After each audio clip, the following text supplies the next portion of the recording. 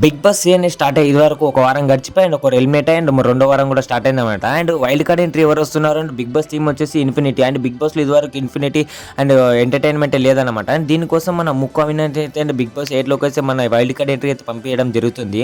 And ముక్క అవినాష్ వచ్చేసి season 4లో ఎంత హిట్ అయ్యాడో తెలుసు అన్న మనందరికీ. అండ్ సీజన్ 8లో వచ్చేసి మళ్ళీ ఒకసారి అండ్ బిగ్ బాస్ 8లోకి అయితే అడుగు పెట్టబోతున్నాడు ముక్క అవినాష్. ఈయన జబర్దస్త్ కంటెస్టెంట్గా ఇప్పుడు పరివార్ అటువంటి ప్రోగ్రాంలు కూడా చేస్తూ బిజీ కావడంతో అండ్ బిగ్ బాస్ 8కు వైల్డ్ కార్డ్ ఎంట్రీకి అయితే జరుగుతున్నాడు.